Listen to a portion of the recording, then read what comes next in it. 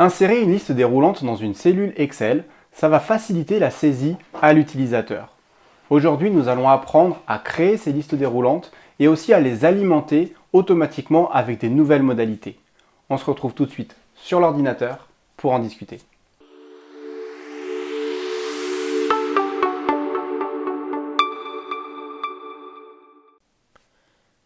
Nous voici donc sur un modèle de facture assez basique, mais l'idée ici, ça va être de créer des listes déroulantes pour faciliter la saisie, comme je l'ai fait ici sur la liste des noms. Donc vous voyez, j'ai une petite liste déroulante avec les noms des différents clients.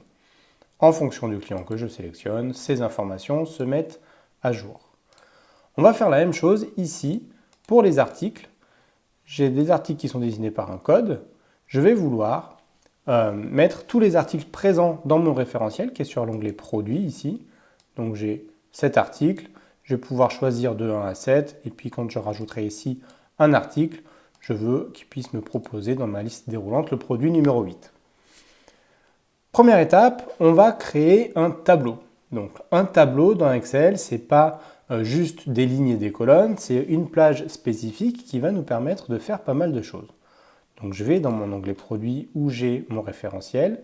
Je vais me mettre n'importe où dans mon tableau et je vais faire CTRL pour insérer un tableau. Vous avez aussi l'option directement dans l'onglet Accueil ou alors dans Insertion, vous pouvez faire Insertion tableau.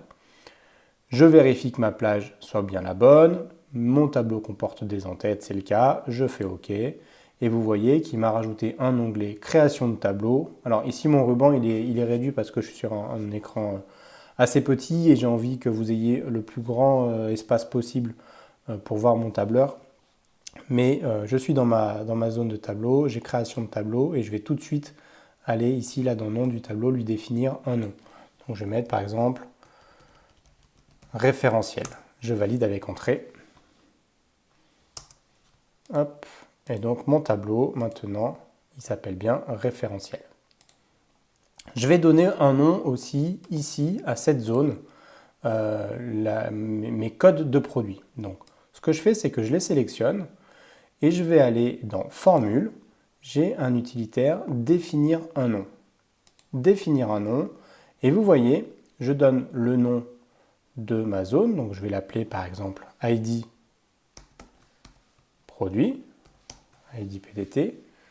Et en fait, faire référence à, vous voyez qu'il me met mon tableau référentiel et entre crochets, il me met code. C'est la colonne code de mon tableau référentiel. Je valide avec OK.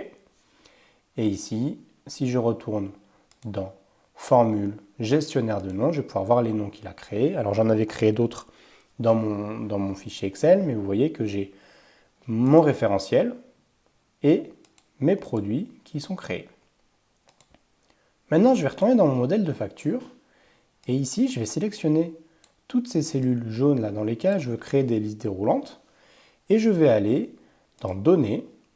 Et ici, j'ai un petit utilitaire Validation des données. Je clique dessus. Donc vous voyez, je clique sur la petite flèche pour vous montrer tout ce qu'il y a.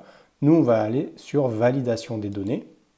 Et cet utilitaire, il va vous permettre de choisir des restrictions quand l'utilisateur saisit des données.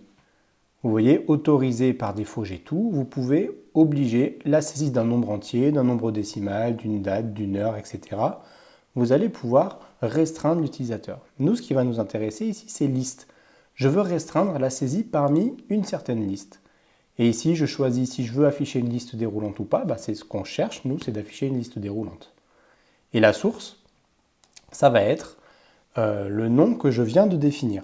Alors, en fonction de comment vous définissez les noms, vous pouvez appuyer sur la touche F3, vous voyez, et ici, je vais coller le nom que je souhaite insérer. Donc, il me met les noms qui sont compatibles avec une liste déroulante. Ici, j'ai créé ID Product, ici.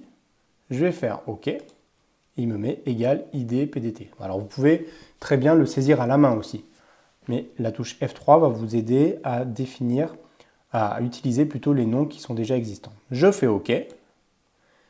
Et ici, maintenant, vous voyez que j'ai une liste déroulante sur chacune de mes cellules qui va me permettre de sélectionner le produit. Alors après, j'ai des formules qui vont faire en sorte que, en fonction du produit, le reste va s'actualiser. Mais là, l'idée, c'est que ces listes déroulantes sont créées, vont faciliter la saisie. Vous voyez, si je veux rajouter une nouvelle ligne, je peux aller jusqu'au produit 7. Pourquoi? Parce que j'ai 7 produits. Imaginez, maintenant, je veux rajouter un produit numéro 8. Donc je me mets juste en dessous, je fais produit numéro 8, j'ai fait tabulation pour passer à la case d'après. Je dis n'importe quoi, lunettes de soleil, qui coûtent 35 €.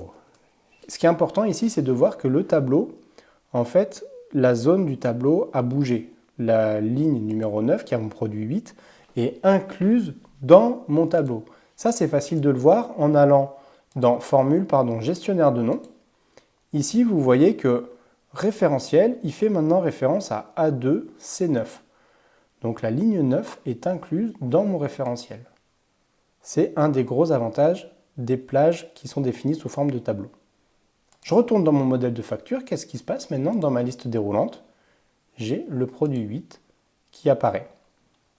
Alors j'ai des erreurs parce que dans les formules que j'ai utilisées ici, les recherches chevées, j'utilisais une plage de A1 à C8.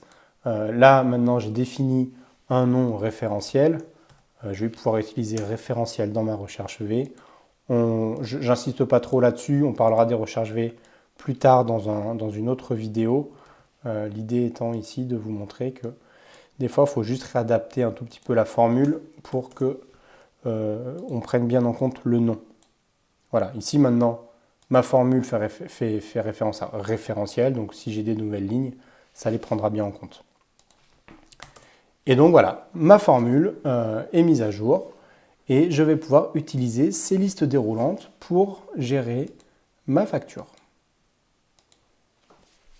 Voilà, j'espère que ce tutoriel vous aura plu, surtout qu'il vous sera utile. N'hésitez pas, comme d'habitude, à utiliser les commentaires pour me faire part de vos suggestions pour des nouveaux tutoriels dans les semaines à venir. D'ici là, je vous souhaite de très bonnes fêtes de fin d'année et je vous dis à très bientôt pour un nouveau tutoriel.